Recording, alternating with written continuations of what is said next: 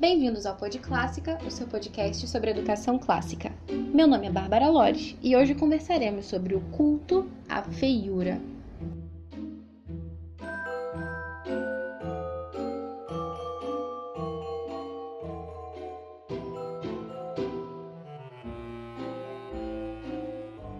No último episódio do Pod Clássica, falávamos sobre a importância da beleza na educação infantil.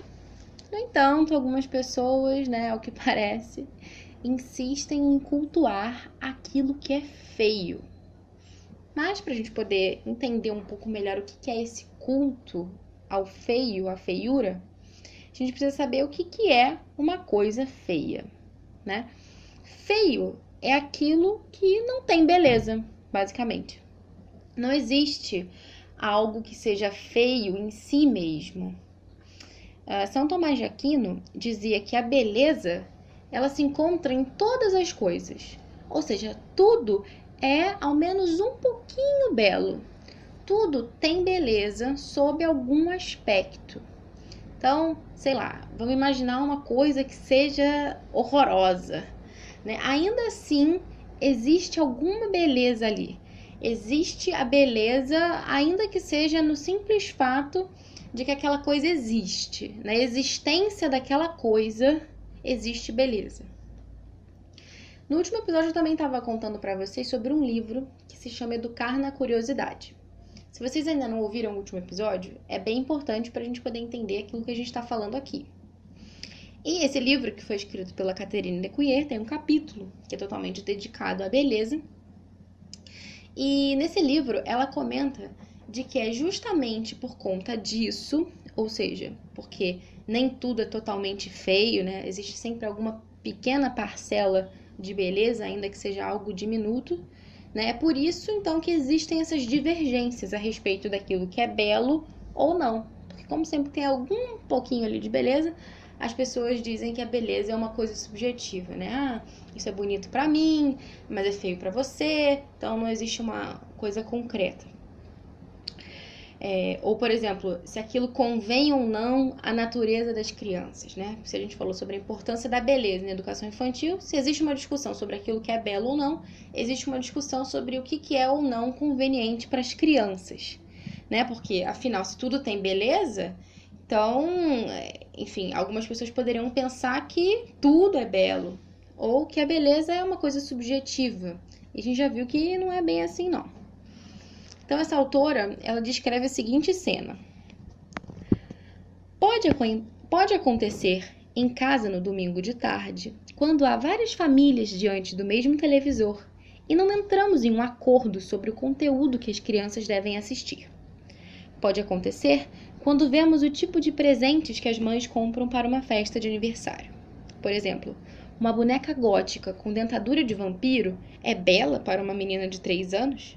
Sabemos que sempre há beleza em todas as coisas. Talvez haja 10%, 20% ou 80% de beleza. Não sabemos a porcentagem exata, porque não existe algo como um medidor de beleza. O que acontece é que às vezes há bem pouca. E, se nós mesmos tivermos a sensibilidade para captar a beleza em tudo que nos rodeia, intuiremos isso. Não existe uma ferramenta que nos permita saber com exatidão quanta beleza há em alguma coisa, mas existem peles finas com muita sensibilidade para perceber a beleza e peles de elefante com pouca ou nenhuma sensibilidade para percebê-la. E a gente sabe que educar a criança para o bem, para a beleza e para a verdade significa também proteger o seu olhar, os seus ouvidos, daquilo que é mau, feio e mentiroso.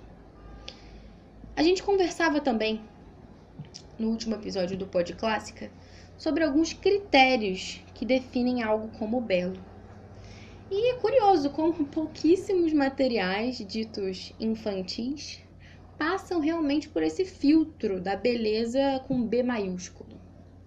A própria Catherine Lecuyer dizia também que as crianças elas são carentes de vitamina B, B de beleza. E é verdade, hoje em dia a gente tem muitos desenhos e jogos violentos em que a violência gratuita é aplaudida, né? Como se fosse super legal. Cometer crimes é visto como algo importante para ganhar pontos ali no joguinho. E isso me lembra até bastante aquele episódio em que eu entrevistei a professora Mariana Braga, minha amiga. Ela dizia que Platão sugeria que a gente cortasse dos mitos aquelas cenas que representam maus exemplos, influências negativas para as crianças. Lembra disso? Será que esse tipo de videogame é uma influência positiva? Algo que vai levar meu filho à prática da virtude? Ah, mas é só um jogo. Ótimo. Então coloca o seu filho para jogar outra coisa. Coloca um jogo em que seu filho seja um cavaleiro, que precise lutar pelo bem, cortando a fio de espada as cabeças dos malvados e dos tiranos. Entendam bem, o problema aqui não é a luta. Os cristãos são pacíficos, não pacifistas. O problema está no elogio da maldade, do vício. Quando um personagem é bonificado por ser mau, existe ali alguma coisa de prejudicial sendo transmitida para a imaginação do seu filho. E a gente dizia também antes que a beleza é a expressão visível do bem e da verdade. Será que uma bonequinha ou uma personagem que usa roupas provocativas, sensuais, será que essa bonequinha é uma expressão visível do bem e da verdade? Será que ela está de acordo com a realidade de uma criança? Será que uma novelinha infantil que estimula o namoro, os beijinhos entre as crianças, será que ela está de acordo com a natureza infantil? A gente precisa ter em mente que os desenhos que os nossos filhos assistem, os brinquedos com que eles brincam, são os seus modelos. Parece brincadeira isso que eu vou falar, mas depois do filme O Príncipe Sapo, teve uma epidemia de salmonela em meninas de 10 anos para baixo. Tanto foi assim que, olha só que coisa, a Associação Americana de Veterinários para Répteis e Anfíbios teve que pedir para os donos de rãs, né, que não permitissem que as crianças ficassem sozinhas com os bichinhos. Bom, e enfim, na verdade, o que a gente tem hoje, como eu dizia a vocês, é esse culto ao feio. Quem já viu essas bonequinhas góticas Monster High aí que eram vendidas em caixinhas em formato de caixão? Na verdade, eu não sei se ainda vem nessas caixas em formato de caixão, espero que não, mas as bonecas continuam feias. Então, quem já viu essas bonecas sabe do que eu tô falando. Existe uma rebelião contra a beleza. Dostoiévski dizia o seguinte: a beleza é uma coisa terrível. Deus e Satanás brigam por ela, e o campo de batalha é meu coração. As pessoas que não querem conquistar as virtudes dizem o quê? Que elas são hipocrisia. Você é falso, quer aí pagar de bonzinho, você não é original, não é sincero. Bom mesmo é a gente fazer tudo errado mesmo. A gente tá aqui na lama, vai continuar na lama. Afinal, né, isso aí que é ser autêntico. As pessoas que não querem encontrar a verdade dizem o quê? Que ela não existe. Tudo é relativo. Tanto faz como tanto fez. E as pessoas que não querem reconhecer a beleza dizem o quê? Que tudo é belo. Até mesmo um mictório. Talvez você já saiba disso. Mas para quem não sabe, um homem chamado Marcel Duchamp enviou um mictório, ou seja, né, um urinol, para ser exposto em um museu. E olha que gracinha, o nome dessa obra de arte é Fonte. Lindo. Isso aconteceu no século XX. E, aliás, foi no século XX que a arte começou a descambar, né? Começou a sua rebelião contra a beleza. Eu já mencionei aqui também no podcast um documentário fantástico do Roger Scruton, que se chama Why Beauty Matters, Por que a Beleza Importa. Esse documentário está disponível com legendas lá no YouTube. E eu queria trazer um trecho dele também para ilustrar um pouquinho mais, né, esse chamado culto à feiura. Ele diz o seguinte: em qualquer época entre 1750 e 1930, se você pedisse às pessoas cultas para descrever o objetivo da poesia, da arte ou da música, elas teriam respondido a beleza. Se você perguntasse pela razão disso, você aprenderia que a beleza é um valor tão importante quanto a verdade e o bem. Olha aí o que a gente tinha falado. Depois, no século XX, a beleza deixou de ser importante. A arte, cada vez mais, concentrou-se em perturbar e em quebrar tabus morais. Não era a beleza, mas a originalidade, conseguida por qualquer meio e a qualquer custo moral, que ganhava os prêmios.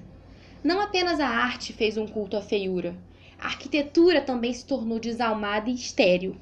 E não foi somente o nosso ambiente físico que se tornou feio. Nossa linguagem, nossa música e nossas maneiras estão cada vez mais rudes, egoístas e ofensivas, como se a beleza e o bom gosto não tivessem nenhum lugar real em nossas vidas. E o Scruton dizia ainda que acha que a gente está perdendo a beleza. E com isso, há um risco sério de que a gente perca o sentido da vida. Não podemos deixar isso acontecer.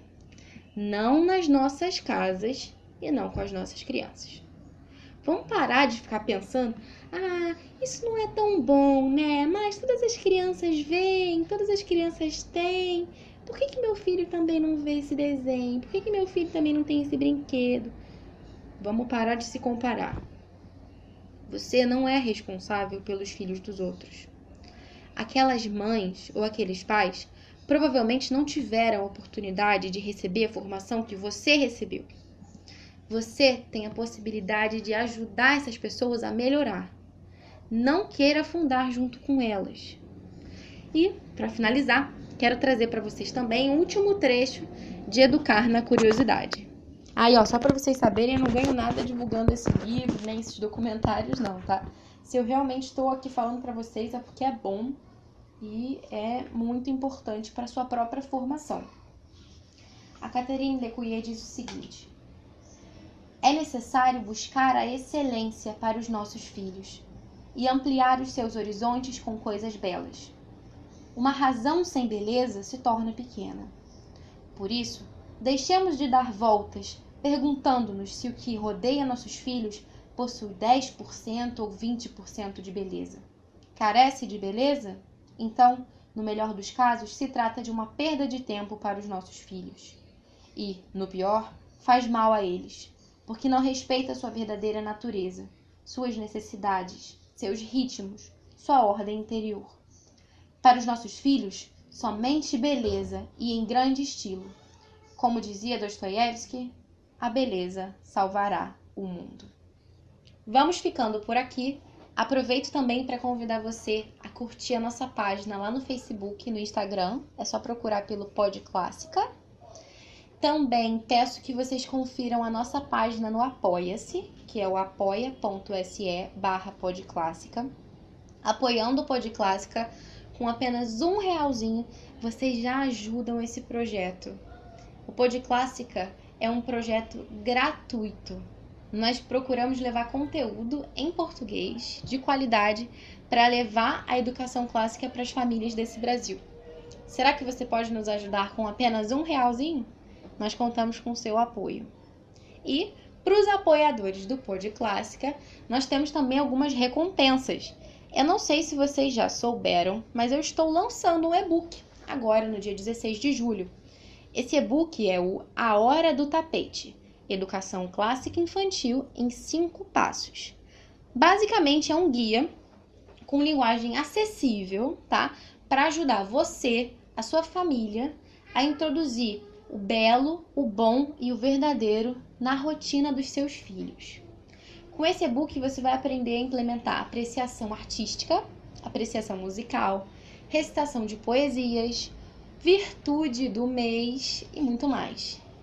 Tudo isso, gente, de uma forma simples, sem complicações, com poucos minutos por dia. E os nossos apoiadores, que nos apoiarem com R$3, vão poder receber esse e-book sem nenhum outro custo adicional. Você vai lá, apoia o Pod Clássica, R$3, dia 16 de julho, o e-book é seu, ok? O apoio, ele é mensal, mas não existe nenhum tipo de compromisso. Se você quiser apoiar o primeiro mês, ajudou lá o Pod Clássica com R$3, E depois do segundo mês você não quiser mais apoiar, você cancela e não tem nenhum problema. O e-book continua sendo seu. Para as pessoas que não quiserem apoiar o Pod Clássica, o e-book vai ter o valor de R$17.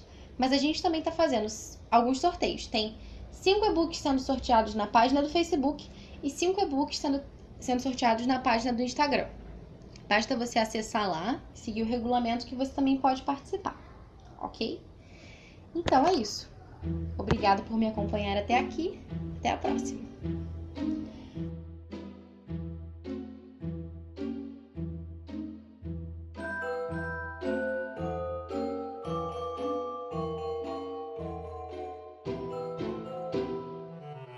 Você ouviu o Pod Clássica, primeira temporada, episódio 7.